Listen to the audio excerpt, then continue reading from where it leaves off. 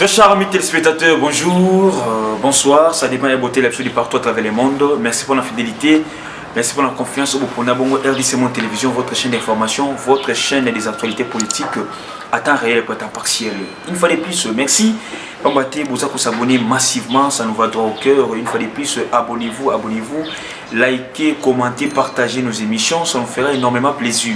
Bienvenue, une fois de plus, c'est RDC Monde, votre chaîne des actualités politiques. Nous sommes en direct de Kinshasa, capté de la République du Congo. Merci à tous ceux qui nous suivent à travers le monde, en Europe, en Amérique, en Océanie. Pourquoi pas aussi à Wanakati Africa, vous avez belé, vous pouvez confiance. Dans RDC Monde Télévision. Bandero Balandi, ce que tu as les lots, ils toujours pour l'embêter toujours ma souris à politique, il y a parce que parfois ça fait mal, parfois ça donne le courage, parfois ça nous fait plaire, mais on n'a pas le choix. Pour le moment, on doit toujours défendre l'intérêt. L'intérêt commun, c'est le Congo. L'intérêt commun, c'est la population congolaise. Récemment, nous venons de voir les drapeaux de la République du Kivu. Ils ont connu la partie est ils ont connu les réellement. Les drapeaux de la République du Kivu, dans le territoire national congolaise, tout le monde qui non, comment est-ce que les lots, il y a d'autres personnes qui vont balkaniser Mboka. Là, c'est la balkanisation officieuse, pour ne pas dire officielle. Les ministres de l'Intérieur, c'est le moment où on la bateau et wapi bazui initiative. Il y a Kotia, drapeau, il y a Kivu, il y a République Kivu, na kati ya Mboka RDC. Nous, notre drapeau, ils ont la couleur bleu, jaune, rouge. Mais les autres moni drapeau, il y a République Kivu avec des couleurs comme jaune, bleu, noir. Na étoile, il y a pembe na katikati. Et le collègue Laksani, Bandok Balandi. Qui sont pour la balkanisation de la RDC? Qui sont prêts pour la balkanisation de la RDC? Est-ce qu'aujourd'hui, tout le monde a dit que non, il y a d'autres personnes qui vont balkaniser Mboka? Il y a d'autres personnes qui vont balingi, qui est l'élo. Mais qui a un peu déstabilisé la République. Parce que c'est le bon, il y a parti est, les drapeaux, dans le territoire national, il y a la République du Kivu, mais jusqu'à présent, les autorités congolaises ne disent absolument rien. Ni communiquer, ni lettre, ni adresse-moi la population congolaise tout entière pour voir qu'est-ce qui se passe réellement dans la partie Est-Nabiso. Automoni drapeau, il y a la République du Kivu. Qui sont les initiateurs? Il y a drapeau, qui sont les fondateurs, les fabricateurs? Il y a drapeau pour battre sa sensibilisation avec les jeunes implantés. Drapeau dans le territoire national. Est-ce qu'aujourd'hui il n'y a pas un groupe de gens, un groupe d'individus, il y a des déstabiliser Mboka? Est-ce qu'aujourd'hui il n'y a pas un groupe de gens, un groupe de jeunes, qui ont la désobéissance civile, qui et déstabiliser le pouvoir en place? Pour le moment, c'est le Congo qui paie. C'est le Congo qui est mabé. Nous avons besoin de communiquer à l'autorité congolaise pour expliquer à la population parce que les drapeaux en question, ils ont circulé dans les réseaux sociaux. Mais personne n'en parle. L'homme plénière est Zalaki dans l'Assemblée nationale. Au lieu même de traiter sur ce sujet-là, la République du Kivu. Est-ce que la balkanisation est de plus en plus effectivité? C'est ça maintenant qui nous fait peur. C'est ça maintenant où ça un peu moins bobangi. Parce qu'on ne comprend pas qui fait quoi dans ces pays. Le ministre de l'Intérieur, les ministres, il y a défense. C'est le moment d'interpeller bateau sur Bazali na kati misala. C'est tout beaucoup plus le ministre de l'Intérieur parce qu'il y a une sécurité à Mboka. Les drapeaux de la République qui voyaient que ça la ligne A na kati Mboka na Congo. Les autres c'est mon banal. Attention. Les rebelles banal à Bongo. Toujours avec des signaux pareils. Toujours avec des signaux pareils. Les drapeaux qui circulent, qui flottent dans les territoires congolais. On ne sait pas. Et ça, il l'a connu. Il n'y a pas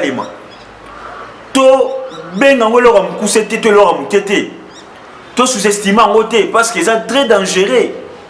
Ils sont très dangereux. Parce que ça les maraté sans que battement bazala na simanango. Je suis sûr et certain qu'il y a d'autres personnes bazala sima, il y a initiative wana basala ba drapeau batia kuna République du Kivu.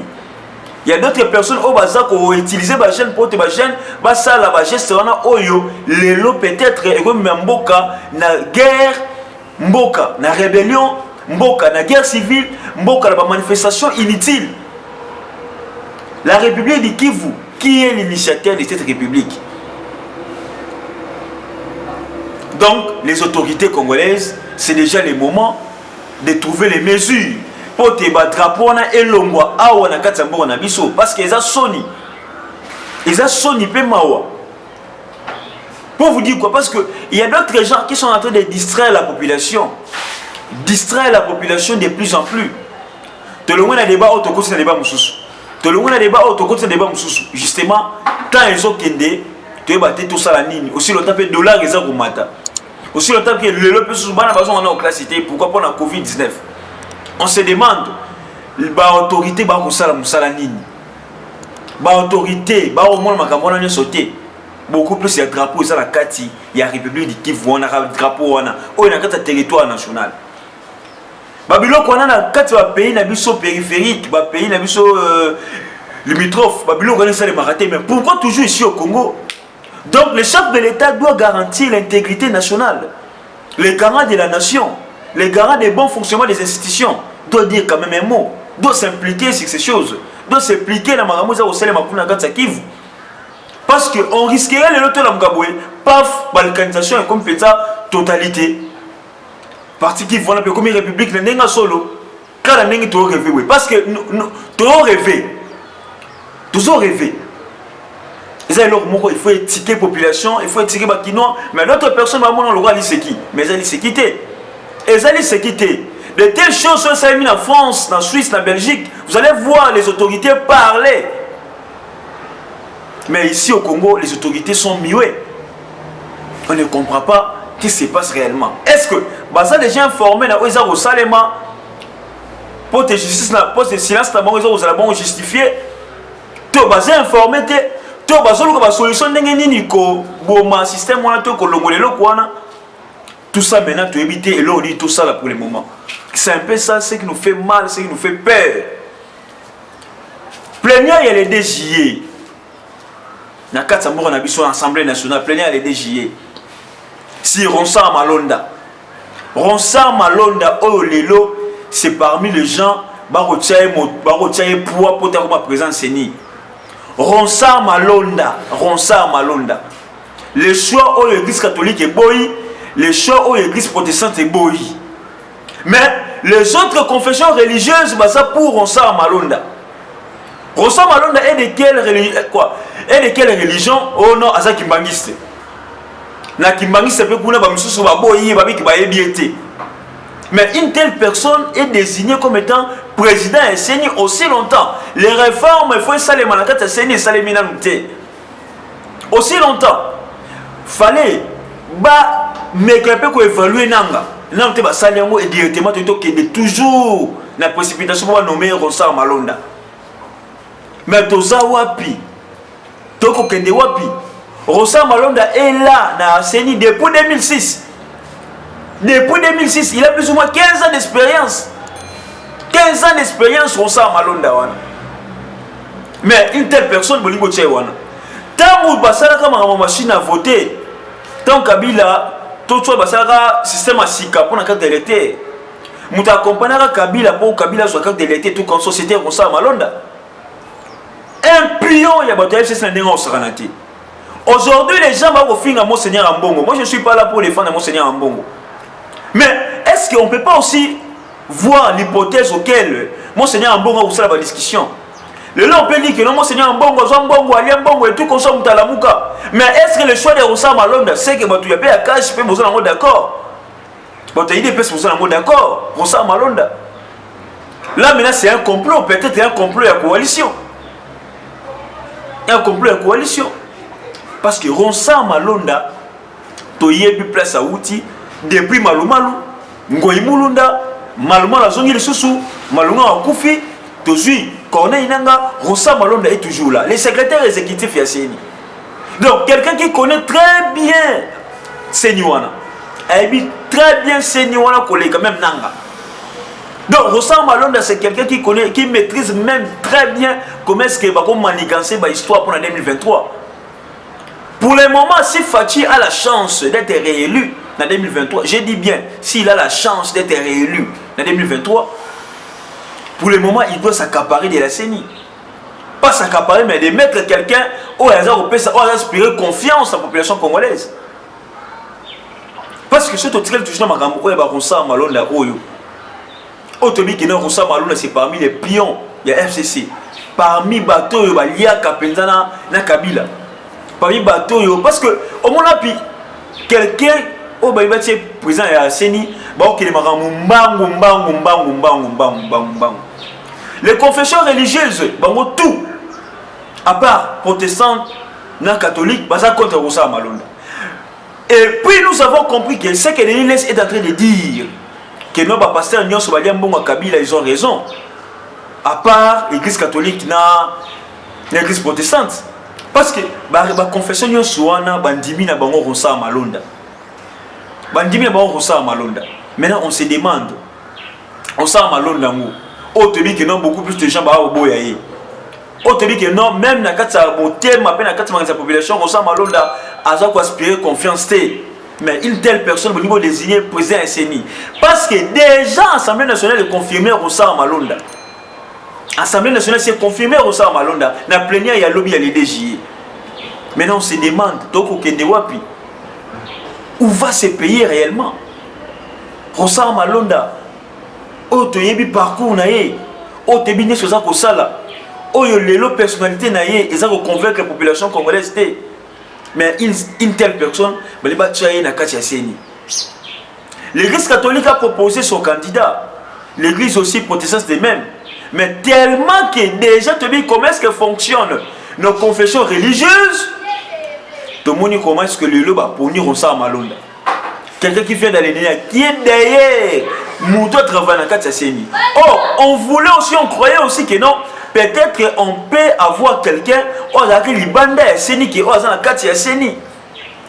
Rosa Malonda, c'est un fils de la maison. Il connaît très bien. Beaucoup plus pour l'amboka na biso Congo. On se demande, mais toko kende wapi. Donc, les procès verbaux portant désignation de Rosa Malonda comme président de la CENI par les confessions religieuses, les choix de Rosa Malonda au poste de président de la CENI divisent les confessions religieuses.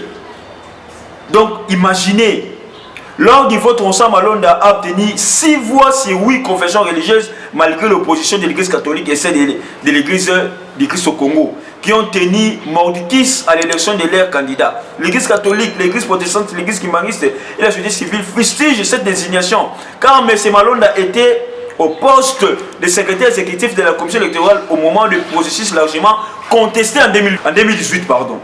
Quelques jours après ce processus de désignation étrangement éclenché par la présidente de l'Assemblée nationale, Janine Mabunda, l'église kimbanguiste a dénoncé un faux vote qui a été attribué à M. Malonda en son nom. Elle a notamment retiré son représentant des discussions demandant un processus beaucoup plus transparent. Donc imaginez-vous que non, même Rosa Malonda, comme étant Kimbanguiste, les risques Kimbanguiste, c'est que vous allez reconnaître répéter. Donc, population peut azolala. C'est le moment de prendre nos responsabilités en main. C'est le moment de parler, c'est le moment de manifester. N'entendons pas seulement que tous gens sont bêtises, chaque fois la vérité des urnes. Toujours la majorité, ils ont fabriqué. C'est pas moi qui l'ai dit, c'est Augustin Kabouya. Que non, la majorité va être nommée. C'est pas moi, c'est Augustin Kabouya. Et puis, la population peut être simple, que non, la plupart des gens au bazar là-bas, au bazar Kuna, bazar là-bas, on va nommer. Et on ne s'en a pas si peu mao. Pas si. Donc, à tel point que beaucoup de gens qui non, Makamozo qui n'est pas bé. Makamozo européen sous confiance, Rosa Malonda. Toujours c'est là, la manifestation, toujours c'est là, la réaction, il y a des négo, il y a des partis politiques. On a déjà dit que non, Moïse Katumbi a télémila qui ont déjà. A télémila qui soit Rosa Malonda. L'ambassadeur, il y a Amérique. Mike Amer. À cela qui paie le processus pour toujours diriger un CENI.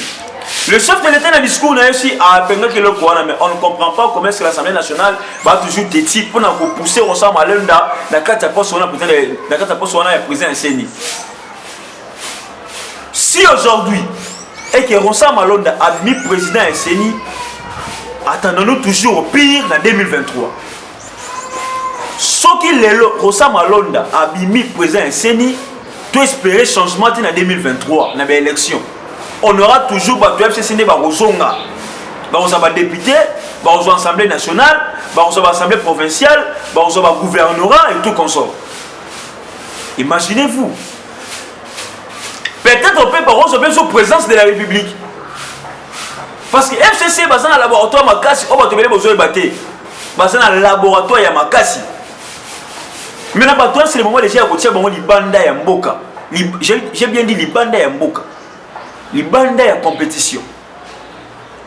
Rosa Malonda n'inspire pas confiance. Mais pourquoi le FCC va dire négociation? Bon, on a qui connaît votre FCC douté, les confessions religieuses. C'est pour ça que vous allez voir aujourd'hui, on va pasteur, on va prophète, on va souter. Denis Lessi a juste posé sur tout Libanda. C'est pas moi, c'est Denis Lessi. Il n'y a pas de pasteurs ici au Congo, il n'y a pas de hommes de Dieu ici au Congo. Or, il fallait qu'il y ait un consensus entre eux et les confessions religieuses. Bataille à Rosa Malonda, ceux qui ont bientôt mabé. Mais l'église catholique et l'église protestante, c'est parmi les religions où ils ont makasi, où ils ont belé, où ils ont Rosa Malonda. Parce que l'église catholique, il y a comment est-ce que le Seigneur fonctionne. L'église protestante aussi, il y a comment le Seigneur fonctionne. Mais pourquoi pas continuer la bango? Pourquoi pas que mais on ne comprend pas. Donc il y a un zigzag et puis rien ne change, rien ne marche. Tout ça, la population des Arozons à Sima. 2023, avec Rosa Malonda, il n'y aura pas de changement. 2023, avec Rosa Malonda, il n'y aura que des sangs ici au Congo. Le Monseigneur Ambongo a déjà dit à la population, a déjà dit aux fidèles de l'église catholique et puis protestante que nous allons se préparer pour les manifestations. Parce que si au Congo, sans manifestation, entre Makambo et Kene, le Lengue et le Moubaniti. Il faut toujours la manifestation, à la pote, Batois à l'interpeller. Yangwana FCC et suspendre d'abord Baloya Minako, Nasakata, pour pas fan de la nan nous commence que Bayoko lia Seniwana. Pas fan de l'année, Bako concevoir, va donner pour la Seniwana vers Rosa Malonda. Rosa Malonda ne fera rien sans les autres du FCC. Rosa Malonda n'est pas là pour une bénédiction transparente et puis juste en 2023. Rosa Malonda a les lots côté à Malonga en 2023. On vivra seulement à l'événement Oyo. Il y a 2006, il y a 2011, il y a 2018. C'est le moment que les Congolais font la mission. La mer Mende Omalanga, prêt pour quitter les navires. La mer Mende Omalanga, prêt pour quitter les navires. Par rapport au discours du chef de l'État, la mère Meno Malanga a donné aussi son point de vue. Les lots et commis bon critiqué Nakati Yangambo et la famille politique à FCC. La mère mène un pas dedans, un pas dehors. Pourquoi? Parce que déjà la mère mène comme il était déjà désigné par le chef de l'État dans l'ordonnance sur bateau nommé par Mandataire Sika. Le chef de la mère mène et pas mon condamné en fait ça doit tirer Tilombo, Batebele va se perdre dans monter beaucoup plus dans la famille politique FCC. Aujourd'hui la mère Mende a ça l'embelli na Sima Congo aussi parce qu'il a commenté, il avait apprécié le discours du chef de l'État contrairement à Kinka Yabil Karoubi, contrairement aussi na Bato Ebele FCC, contrairement à Néhémie, na Bochab, na Chadari. Mais la mère Mende était claire pour exprimer sa volonté politique, pour exprimer aussi son opinion, pour dire que non, il soutient le discours du chef de l'État par rapport à son 60e anniversaire et à l'indépendance en Bornamiso. Mais c'est là maintenant, et ça d'être la même aujourd'hui, mon le coup la très très, mon le coup la Moutoumoko a commis au Salamakambo pour soutenir Félix à 100%. Mais lorsque vous êtes un mandataire de l'État, vous n'êtes pas là pour soutenir Félix, vous n'êtes pas là seulement pour posséder la Félix, mais vous allez posséder la population congolaise. Parce que la population de voter Félix Wana. Sans la population, Félix Wana dans le pouvoir. Sans la population, maintenant, vous avez des députés, tout le monde a le loté, vous avez le loté. Sans la population, mais les lots, tout appelé, tout appelé, que justice, ça la peine, tout le monde qui non, bah, l'on a mis une sakata, bah, télémélémo. c'est lui qui est clair. C'est ça aussi la beauté de la démocratie. Aujourd'hui, nuire à Félix, c'est pas Félix qui paie, c'est le Congo qui paie, c'est le Congo qui recule. Mais beaucoup de gens ont besoin de monter. Félix a échoué à Zoua, il est déjà millionnaire. Mais nous, la population congolaise, Kabila a fait son 18 ans ici au pouvoir. C'est 18 ans par ici au pouvoir. On a vu comment est-ce que Kabila a s'enrichi, dans la famille, dans la bande. Alors la population congolaise, donc pour le moment, nous devons avoir maintenant la maturité politique. Beaucoup plus nous, la population. Parce qu'on doit maintenant faire un bon choix au niveau de la présidence, un bon choix au niveau des parlementaires, un bon choix au niveau des gouverneurs, un bon choix aussi au niveau de la présidence de l'Assemblée provinciale.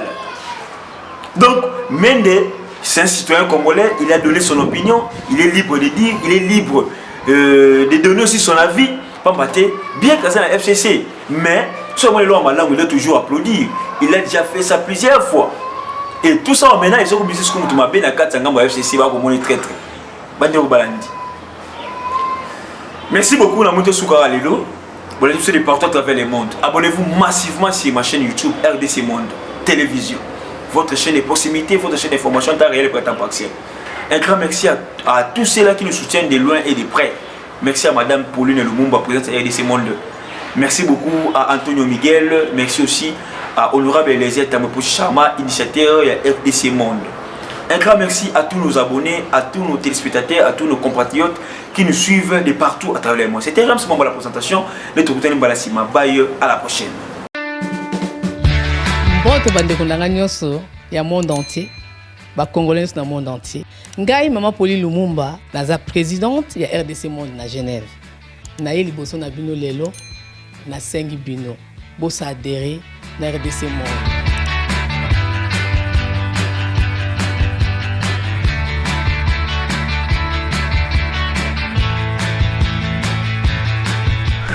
Bosenga kibiso des comptes, RDC Monde. Depuis ça qui transparence au bosenga kibiso. Bokota na compte na biso ya YouTube. Bokomona sur RDC Monde TV. Tout est détaillé là-dedans. Bandeko nangai. Botala ce qui n'a no brutalité. Bokende na YouTube sur RDC Monde TV.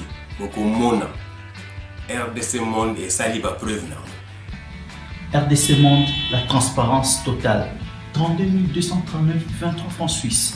Na kati on a tous en statistiques par pays pour la Sabino, tous en premier Suisse, deuxième France, troisième Belgique, quatrième les États-Unis et ainsi de suite. Na RDC pas en la 4.